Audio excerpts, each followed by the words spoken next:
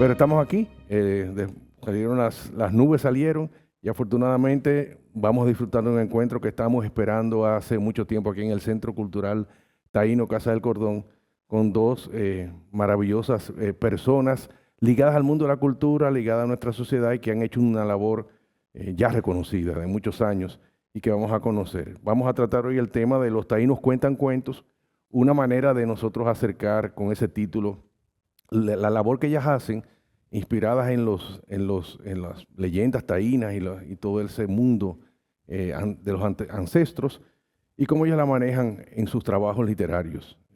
Son mujeres incansables, no solamente porque escriben mucho y escriben bien, sino porque en su vida profesional, en ambas áreas que se dedican, también se han destacado. Están bastante reconocidas y admiradas por todos nosotros. Así que bienvenidas aquí. Gracias. Voy a leer un poquito en una introducción y después hablaré de cada una de ellas para dar paso al diálogo, que es como si estuviéramos en casa. Vamos a hablar con toda la confianza y pensar en que nuestros ancestros se lo merecen este diálogo.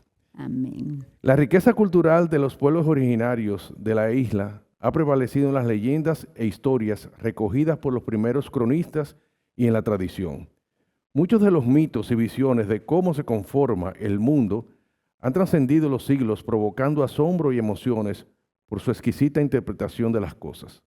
Nociones de cómo se creó la vida, qué orden tiene el planeta dentro de los elementos de la bóveda celeste, cuál es la relación con el mundo subyacente de los muertos, o cómo incide la mitología en el quehacer de sus coetáneos, conforman un imaginario que nutre la producción literaria de los escritores del presente. De igual forma, es importante recordar aspectos de la compleja sociedad de los primeros años de la colonización, el mestizaje y las conocidas manifestaciones de sumisión, esclavitud, prejuicios y dificultades que incidieron en la conformación de una sociedad tan diversa como la dominicana. Todos estos temas han sido tratados por escritores para transmitirlos a un público infantil y juvenil, importantísima labor para reconocernos como nación. De la mano de dos de ellos, conoceremos los detalles de algunas de sus narraciones inspiradas en personajes y episodios de la cultura que nos precedió en este territorio común. Damos la bienvenida a Lucía Mela Cabral, quien es egresada de la Universidad Nacional Pedro Enríquez Ureña, summa cum laude, de la Escuela de Servicios Internacionales, Facultad de Ciencias Jurídicas. Su encantamiento por la literatura para niños no es secreto ni reciente. Hay cuentos que contar fue su primer libro publicado, a los que siguieron, entre muchos otros, Gabino, Soy el plátano, El camino de la libertad, Mi abecedario, Soy el río, Dime tú, ¿qué digo yo?, De cuándo nació el niño Dios, Cosquillas en el corazón y la novela juvenil Sumeca, que la tenemos aquí a mi lado en exhibición. También Mariola, La sirena del monte, en Huellas de leyenda, de la colección Banreservas, Un puñito tuyo, en poemas con son y sol, Poesía de América Latina para niños y Carmelo, colección Diente Leche. Sus obras han sido llevadas al teatro y a la danza, reproducidas en medios internacionales. En el 2021 recibió el Premio Biblioteca Nacional de Literatura Infantil en su primera edición. María Asombro es una selección de sus títulos publicada por la Biblioteca Nacional Pedro Enríquez Ureña con ocasión del reconocimiento de su trayectoria. Nació en Santiago y reside en Santo Domingo. Un aplauso, por favor, para Lucía Mela. Y a mi izquierda, más cercana, está Emelda Ramos. Es educadora y bibliotecaria de larga trayectoria, egresada de la Universidad Católica Nordestana en Educación, mención Lenguas Modernas. Estudió además Filosofía y Letras en la UMPU. Realizó estudios de formación y especialización en Fontenay-sous-Bois en Francia, París, Francia, y en 2014 mereció un doctorado honoris causa en Humanidades por la Universidad Católica Nordestana. Es miembro correspondiente de la Academia Dominicana de la Lengua y se ha destacado por su encomiable labor en favor de la enseñanza de las letras y el fomento de las creaciones literarias. Ha merecido numerosos reconocimientos en el país por su labor docente. Ha publicado narrativa general y narrativa dirigida a niños y adolescentes, además de ensayos históricos, algunos traducidos al inglés, italiano y braille. Entre sus publicaciones se destacan El despojo o Por los trillos de la leyenda, una novela. De oro, botijas y amor, que lo tenemos ahí, cuentos. Angelario Urbano, cuentos. Señales de voces, antología de cuentistas dominicanos. Los oficios y placeres de Miralvalle, cuentos. Y el último aún, que está aquí también, cuento del 2012. Nació y reside en Salcedo, provincia Hermanas Mirabal. Bienvenida. Un aplauso, Gracias. por favor. Gracias, muchas gracias. Lo primero que se me ocurre preguntarles es, ¿cómo ustedes se han abordado la literatura teniendo unas carreras paralelas o formativas que han dirigido su vida y que ocupan el mayor tiempo y sin embargo han hecho una labor en literatura bastante reconocida y maravillosa? ¿Cuál de ustedes puede comenzar? Siéntanse en libertad. Amelia. Bien. Bueno, muy contenta de estar aquí. Tu invitación la agradezco muchísimo, los amigos que nos acompañan, y compartir contigo para mí es un privilegio. Esto es una amistad que no es de ahora. No. En estos afanes, yo no sé exactamente cuándo, pero sí sé tal vez por qué empecé por estos caminos. Y la verdad es que sin saberlo, la vida me regaló el privilegio de sentir que se podía construir, que se podía expresar cosas distintas, que podía sentirme muy emocionada de pertenecer al universo, pero dejar oír una voz que se supiese dominicana. Entonces empecé a hacer cuentos que nunca pretendieron tener una versión escrita, sino una versión contada, compartida, lo cual ha sido poquito y la versión escrita ha prevalecido. La verdad es que a quien le gusta escribir, a quien tiene pretextos para dejar volar la imaginación, nunca está solo. Yo sufro de dejar muchos papelitos que después nunca encuentro. He leído de grandes escritores que también gozan de apuntar en servilletas. Y ese es el camino diario de construir historias nuevas, hacer de lo ordinario extraordinario.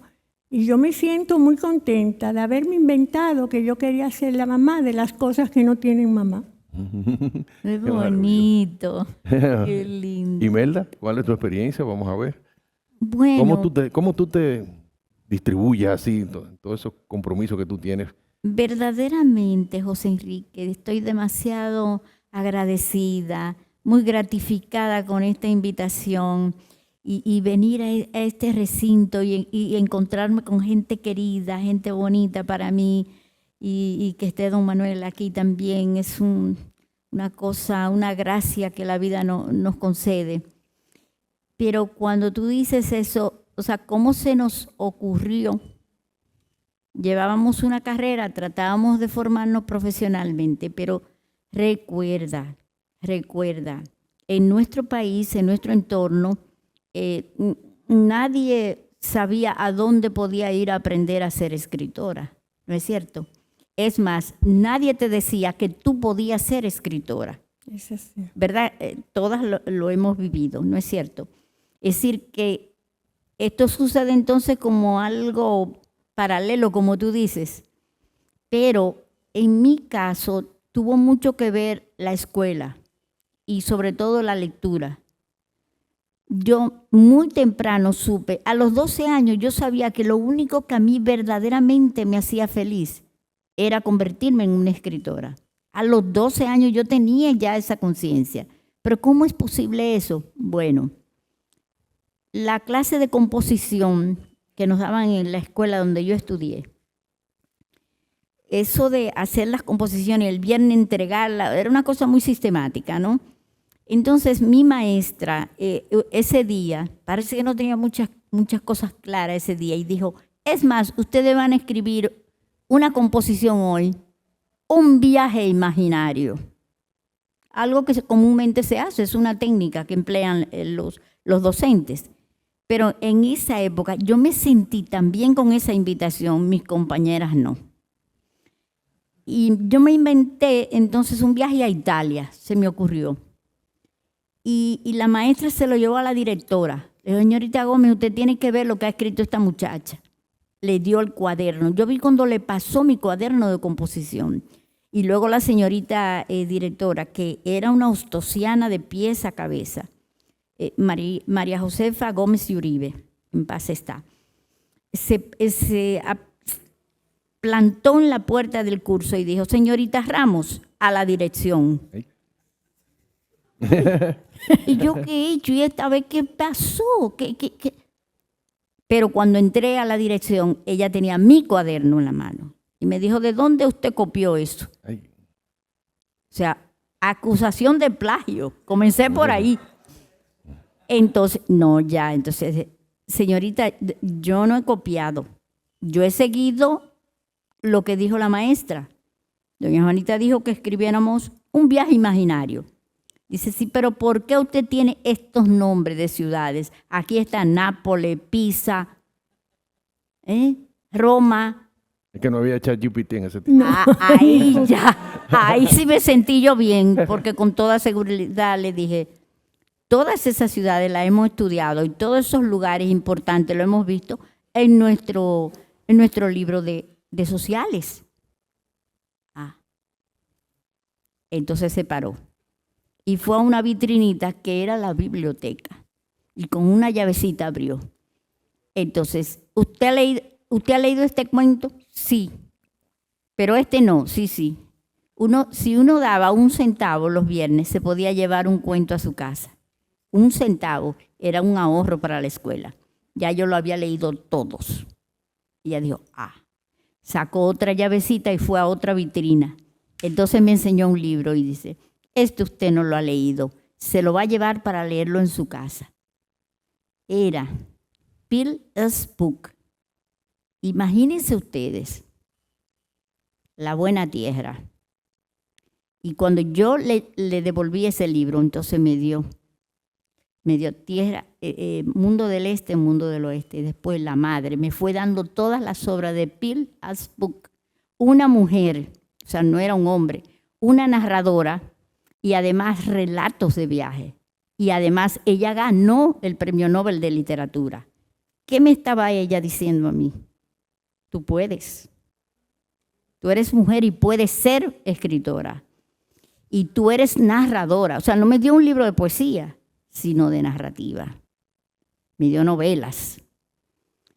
Y ya me marcó. Y cuando yo leí esas novelas de esa mujer que era hija de misioneros norteamericanos que recorrieron el Oriente entero, vivieron en Japón, en China, en la India, yo supe que lo que a mí más me hacía feliz o me haría feliz en el futuro era ser una escritora que escribiera relatos que emocionaran e hicieran feliz a la gente como yo lo había sido. Esa es la raíz de todo. De manera que para ustedes la literatura es un gozo, un compromiso y un gozo. Me imagino pero en que mi también, caso sí. porque la disfrutan haciéndola, pero me imagino que tienen esa convicción, como decía Lucía Amelia, de dejar y transmitir. O sea, ustedes están convencidas de que el trabajo que ustedes hacen es trascendente al presente. Están formando a muchas personas que ustedes ni siquiera conocen, que se supone que van a florecer en esa persona. Sí. Como floreció esa literatura que te mostraron a ti. ¿Qué temas son los que ustedes les preocupa? ¿Cuáles son los que ustedes tratan cuando se deciden hacer un libro? ¿O son ideas sueltas que les llegan? ¿Temas que ya tienen predeterminados? O sea, quiero hacer un libro de tal tema y después haré otro de tal tema, ¿o no? ¿O simplemente algo les denota el trabajo? Bueno, yo hago cuentos. Me siento que es mi territorio, que es lo que yo manejo. Esta fue mi primera experiencia con una novela, ya no para niños, sino juvenil, que mereció mucho apoyo de Manolito. Sí, el prólogo es de Manuel García Arévalo, que está con nosotros aquí presente. Así que un aplauso a don Manuelito. Por favor. Que siempre está con nosotros aquí apoyándonos. Parte del centro. Adelante. Y nunca sé nunca sé, ni siquiera, no donde quiero llegar en un principio, ni tampoco los personajes que van a surgir sobre la marcha. Y los voy descubriendo, los voy haciendo mis amigos, los pongo a ir para acá y después resulta que no, que es para allá, que iban a un sitio, pero ya no importaba, lo importante era haber hecho el camino. Y después a distancia yo veo cositas secretas que yo no me las había planteado. Un caballito que conoce el mundo, abandona su casa, se despide de los padres y después regresa, porque su destino era volver a los suyos. Y yo entiendo que en buena parte eso es la historia del dominicano que sale a buscar un sueño en territorio ajeno, siempre para volver al suyo. Entonces, así suceden muchas cosas. Imelda, cuéntanos tu experiencia entonces. Bueno, cada libro como que surge una energía que viene, algo que me va llenando, así como a Lucia Amelia. Por ejemplo, en el caso de mi primera novela, El despojo o Por los trillos de la leyenda, ahí hay un objetivo, hay un deseo, hay una preocupación interna que era salvar, o sea, que no se perdiera la lengua, la forma en que hablaban mi bisabuela y mis abuelas. O sea, ese español cibaeño, cargado de arcaísmos, muchos son andaluces, pero hay muchas voces canarias, eso lo he ido descubriendo después.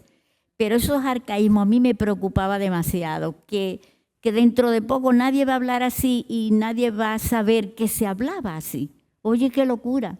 Entonces, ¿por qué no escribir estas historias, estas leyendas que tengo, leyendas del camino y eso, pero usando que aparezcan los arcaísmos y después poner qué significan estas voces? Fue por esa preocupación. ¿Por qué ambas escogieron los temas taínos cuando comenzaron a escribir cuentos? ¿Qué les atrajo de ese mundo? Yo creo que lo que uno no maneja bien, hasta los fantasmas, hay que invitarlos a la mesa. Entonces alguien me propuso como meterme en ese tema. Y yo dije, pero qué locura, eso no es lo mío. Después yo dije, pero eso, vamos a invitarlo a la mesa. Y la verdad es que empecé a leer, no como gran investigadora, pero con curiosidad, y me enamoré del tema. Y la verdad es que en Sumeca, que es una historia de amor, es una historia, es un romance, pero es también muchas cosas más. Y el encuentro de dos culturas, de dos razas, de un mundo que ya no iba a ser y otro que todavía no se había establecido. Sí. Y en eso yo gané un personaje, gané una historia y sentí una gran provocación, una gran necesidad de escribirlo. Y lo que se escribe, lo que queda dicho en un libro, reniega del olvido. Entonces, me alegro de que anduve por esos pasos, porque los jóvenes que se hagan que compartan mi Sumeca, pues sabrá de Catalina, sabrá de nombre bautizada, de su hijo, de Miguel Díaz de Aux, el motivo por el que... Nada, es una historia además fundacional. Bueno, es una historia que se desarrolla precisamente donde estamos. Aquí mismo en el centro histórico, en la ciudad colonial. Así es. Cuando antes todavía de la ciudad existir, cuando ya Miguel Díaz había escapado de la Isabela y se había alojado por estos lares y se enamoró de la cacica. Claro. La cacica entonces después tuvieron matrimonio, tuvieron hijos y después ya logró hacer las paces con los españoles que estaban en el norte y él fue que atrajo, según la leyenda, a Bartolomé y al grupo de españoles que vinieran aquí. Bueno, Francisco de Garay los acompañó y vinieron aquí y dijeron, esto es un buen lugar para fundar la ciudad. Uno de los conversatorios que tuvimos aquí en este mismo lugar hace unos meses, precisamente tratamos sobre el ADN de los dominicanos y el porcentaje que todavía conservamos de taínos. Y nos sorprendió que los datos arrojaron que hay entre un 12 y un 18% que todos llevamos de taínos. Obviamente hay otras mezclas y otros orígenes. Sí, Emelda, tú, sí, y yo pienso ¿qué que tú admiras de esos sí, taínos? también yo me suscribo a todo lo que dice Lucia Amelia. Yo he sentido eso mismo. Ujú. Los valores que ellos me transmiten. Cuanto más estudio y más leo, y no solamente lo de nuestros taínos, sino de otros pueblos. Por ejemplo, ¿y cómo nosotros sabemos eso? ¿Cómo sentimos? ¿Cómo podemos reproducir o personalizar un individuo de una raza que ya no está? ¿Cómo lo hacemos? Ujú. Bueno, la pregunta que me hizo una amiga, ¿cómo? Cuando vio el título de la invitación, que los taínos cuentan. ¿Quién lo descubrió? Me dijo. ¿Quién lo descubrió? Entonces yo he pensado en eso. Ellos nos cuentan a través, qué cosa tan curiosa, de las crónicas. Hay otra dimensión de lectura de los cronistas de Indias, que para mí es la protoliteratura nuestra. Cuando tú sabes que nosotros tenemos nuestro Popol Vuh propio, que es la relación de antigüedades de los indios, de Fray Ramón Pané, eso tiene que hacernos sentir a nosotros verdaderamente poseídos de lo que es nuestra cultura originaria. Nosotros tenemos, ese es nuestro Popol Vuh. A mí particularmente me cautiva la lengua. Ahora mismo estoy en esa etapa. Estoy con lo de la lengua. Y pienso que cuanto más estudio todos los diccionarios de indigenismo y comparando con lo que pasa aquí y pasa allá y lo que dicen los arahuacos y lo que encontraron nuestros arqueólogos, que qué trabajo extraordinario han hecho, eso me llena de una satisfacción muy honda y me hace sentir firme en lo que estoy, que tengo que ahondar y que tengo que profundizar en eso para poder construir bien las historias. Es decir, es un mundo que se nos abre, que nosotros tenemos que poseerlo, que gozarlo, que vivirlo y transmitirlo. No nos queda de otra. Eso es lo que tenemos que hacer. Y obviamente en sus libros Y ustedes está- incorporan tainismos. O sea, yo veo incluso que hay todo un vocabulario detrás, porque hay una intención de ustedes en resaltar esa herencia Desde luego. Claro. lingüística, obviamente. con Mientras compromiso. comemos todavía Sí. yuca, batata, Sí. yautía.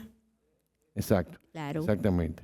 ¿Ustedes Tabaco, consideran maíz. que estamos en un gran momento de la literatura dominicana en el área que ustedes se desarrollan, que es la infantil y la juvenil? ¿Estamos en un momento importante, cumbre, o nos falta todavía mucho camino por recorrer? Es sorprendente la cantidad de jóvenes y no tan jóvenes, de nombres nuevos, pero que ya tienen 5, 10 y hasta 15 años trabajando y enriqueciendo con temas, con formas de escribir, con formas de ver la vida, con mucho deseo de que su obra llegue aquí y llegue allá.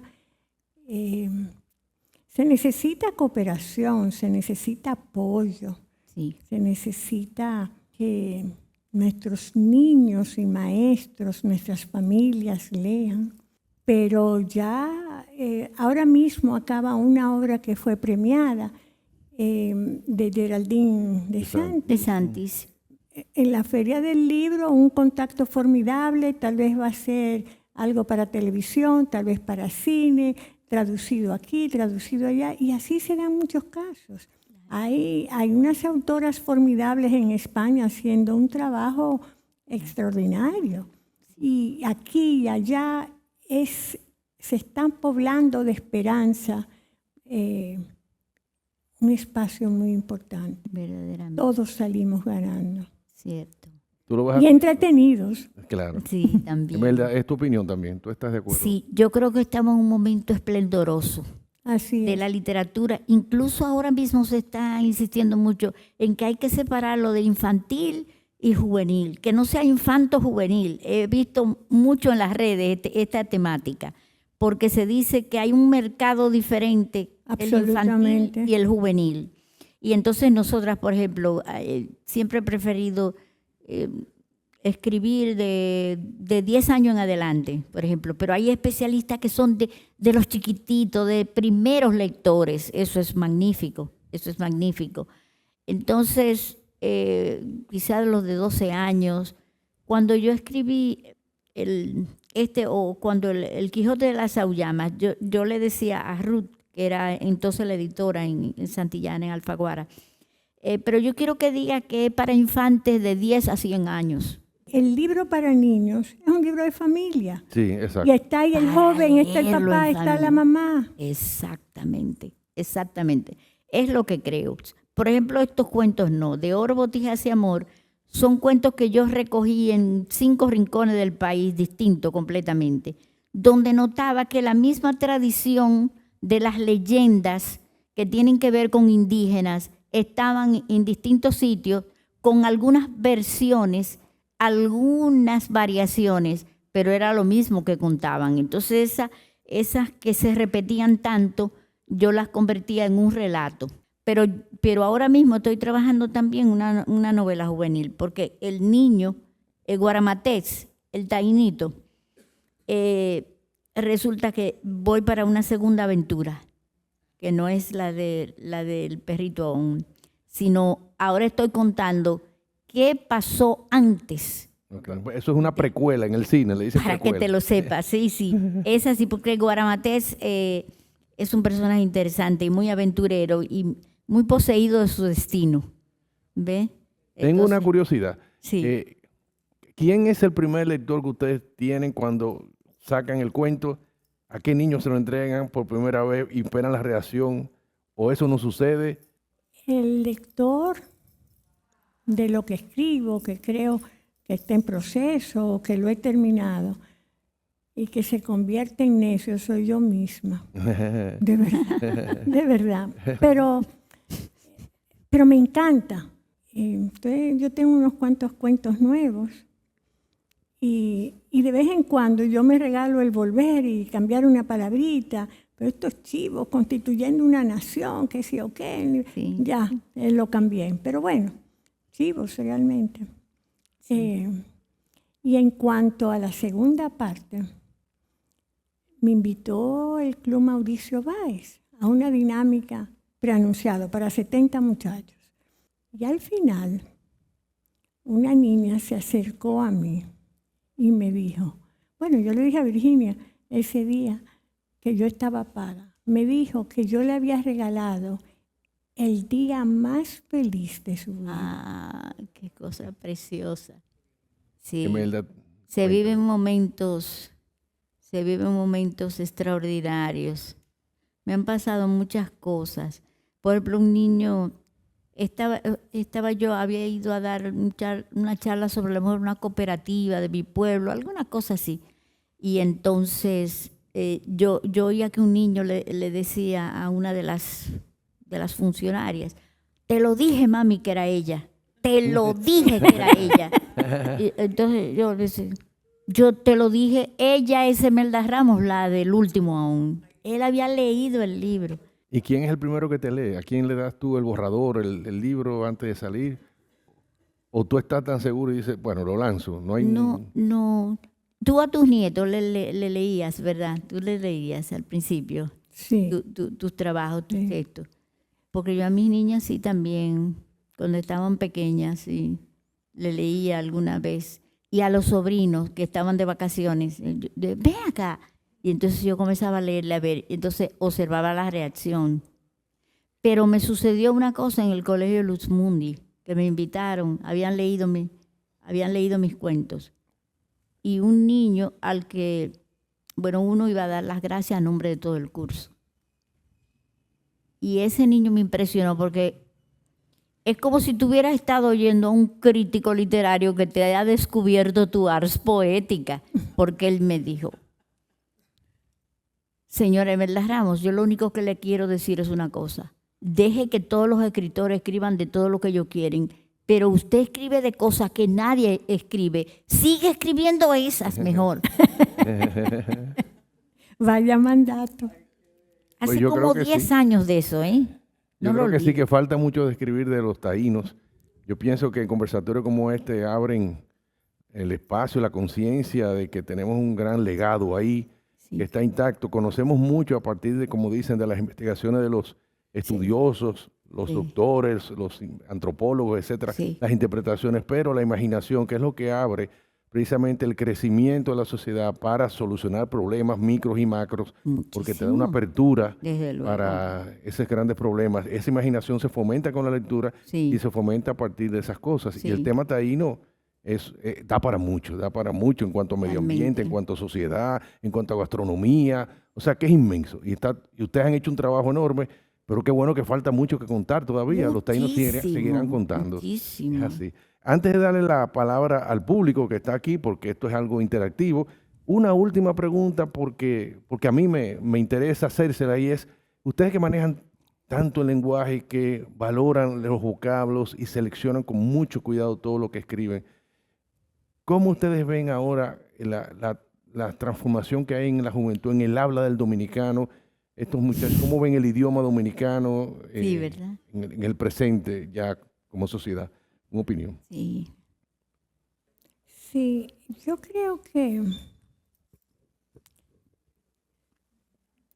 defender la palabra es defender la posibilidad de abrirse camino, de ser feliz, en todos los ámbitos, todo lo positivo. Y el empobrecimiento, el socorrerse en expresiones manidas, repetidas, ese empobrecimiento que vemos a diario, tan propio de situaciones de país que le falta mucho para llegar, yo creo que nos tira muy abajo, nos empobrece. Creo que hay que hacer un esfuerzo. Todo cabe, pero el poder de la palabra es el poder de la palabra. Mayor vocabulario, mayores posibilidades. A mayor manejo del idioma, mayores posibilidades. ¿Y qué es lo que queremos? Una vida de oportunidades, un país mejor, más próspero, más justo, más feliz. Y la palabra tiene un rol fundamental en el desempeño de cada uno de los ciudadanos. ¿Emelda? Yo me siento a veces muy desencantada, Claro. pero eso es una provocación para seguir escribiendo. Claro, También, es así. también. El caso Emelda, de además tú eres maestra. Tú los ves eso docentes, diario. y casualmente hacia allá me adivinaste el pensamiento. Cuidado si eres un mago taíno. ¿Algún buitío? Los docentes. Yo pienso, es un punto, es un punto álgido, ¿verdad? Los docentes. Por ejemplo, maestros docentes lectores construyen alumnos lectores. Porque nosotros veíamos nuestras maestras que leían sus novelas, que seguían Enriquillo, capítulo por capítulo, los viernes, y el lunes el reporte de lectura. Ese tipo de cosas, falta lectura. Hay un déficit de lectura atroz en los docentes. Porque no le vamos a pedir que nuestros niños, los niños de nuestro pueblo, tengan a su mamá y a su papá. Todos no tienen padres profesionales o intelectuales o qué sé yo. Todos no son Pedro Enrique Ureña, ¿verdad? Y Camila. Tenían a Salomé y a Francisco Enrique Carvajal. No es eso. Pero el asunto de los docentes, yo no sé qué es lo que se va a hacer ahí. Porque la escuela tiene esa responsabilidad de llenar ese vacío. del déficit de lectura. Un padre que lee el periódico, una madre que se lee sus revistas, que se lee sus novelas, de alguna manera influye, porque se dice que el niño que se expone al libro, en entornos donde se ve expuesto al libro, tiene un impulso hacia el libro, tiene más oportunidad de interesarse por curiosidad o lo que sea, por imitación en el libro. Pero además está la lengua cotidiana, ¿verdad?, coloquial, a través de los medios también, que le está llegando con muchos, bueno, no quiero ni decir. Bien. O sea, ¿cómo que te digo? Es que le llegan cosas como de mal gusto. Voy a hablar de mal gusto, por impropiedad, yo qué sé, e innecesariamente vulgares. Entonces, todo eso contribuye a nuestros niños, entonces son esponjas que van adquiriendo. Y es normal también que las generaciones sientan curiosidad y quieran adoptar vocablos de otros idiomas. Sí, eso es normal. El idioma es dinámico. Es dinámico y se enriquece y se prestan unos con otros. Es un trueque.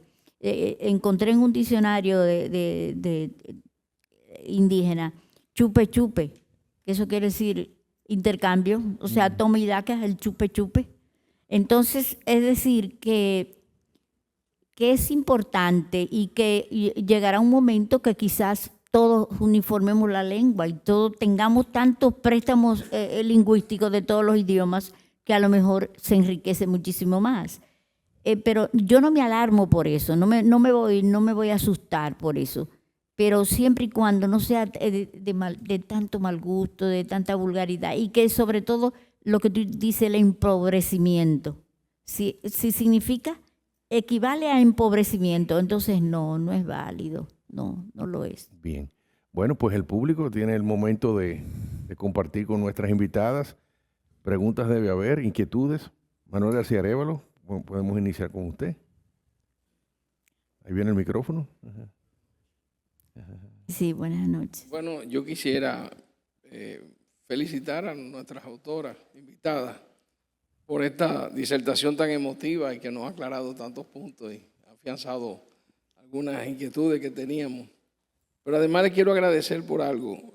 Desde hace mucho, desde muy temprana juventud, yo me he dedicado a la arqueología, igual que Cristian, y ustedes le han hecho un gran servicio a la arqueología, porque la arqueología, como cualquier ciencia, tiene una forma de comunicación. La literatura arqueológica es muy técnica, prácticamente difícil de entender, con que el estilo chicoide, el estilo melacoide, es compleja. Entonces, bueno, el hecho de que el trabajo de ustedes es nutrirse de esas informaciones arqueológicas, en lo histórica, y llevarlo a un público amplio, que es imposible de un niño de 10 años enfrancarse con un libro de arqueología, con todo eso tecnicismo. O sea que realmente ustedes le hacen un gran servicio al conocimiento de la prehistoria, tratando de, vamos a decir, de poner al alcance del gran público los aportes que la arqueología pueda hacer para investigar y divulgar los modos de vida de nuestra cultura originaria. Sí. Así que realmente merecen la felicitación.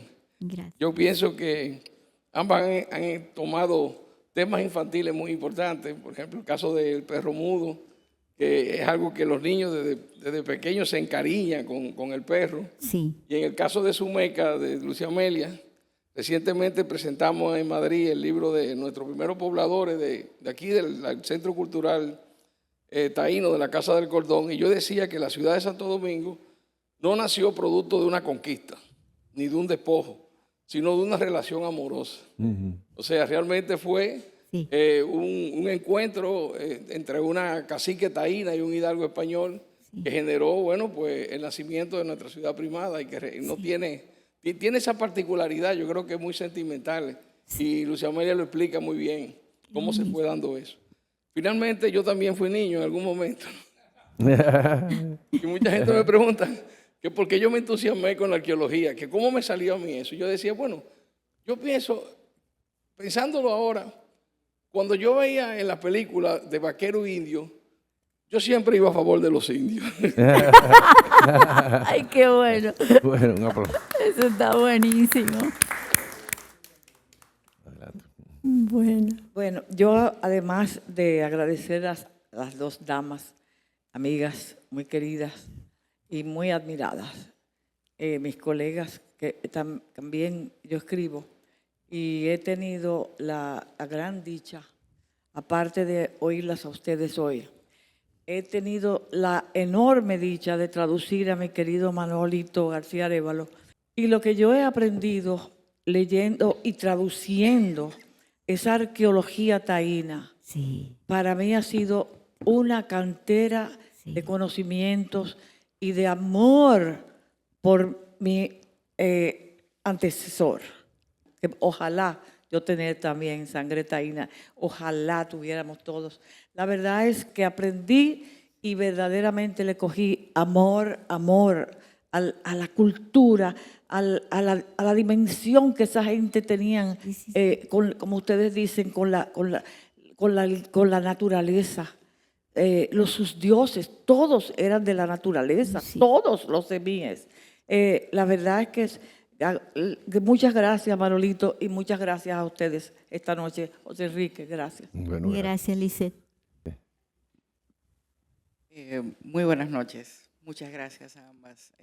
Son maravillosas sus obras. Y precisamente de eso, y voy a coger como recopilar un poquito como todo, el volver a levantar a nuestros aborígenes, de esos nichos que ustedes han encontrado, de ese gran trabajo que ustedes han hecho hace mucho tiempo, se debe hacer a través de la literatura, a través de esas imágenes que se presentan en este museo, a través de precisamente las presentaciones en los museos de una cultura que está viva.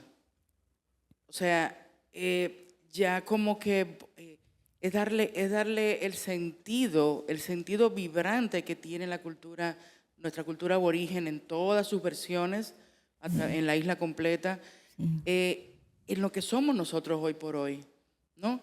Y, por ejemplo, leyendo Sumeca, que fue un libro que me lo encontré hace 2 años en la Feria del Libro, una feria del libro, sí, y me encantó, yo dije, wow, me llamó mucho la atención, pero hay una cosa que yo sentí de ese libro, que fue sentir los pasos, sentir el viento, sentir muchos de los escenarios que usted describe y que usted pone una situación en él. Sí. Y doña Melda, usted es una... usted también me pone a vibrar en muchísimas de las cosas y lo ha demostrado. Hay una experiencia con doña Melda es fantástica con los niños. una Hablándole a los tallerista. niños, contándole a los niños.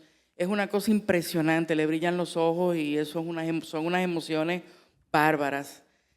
Lo he visto porque soy parte del Museo Maguá en Salcedo. Vivo en Santo Domingo, pero estoy enamorada de la provincia.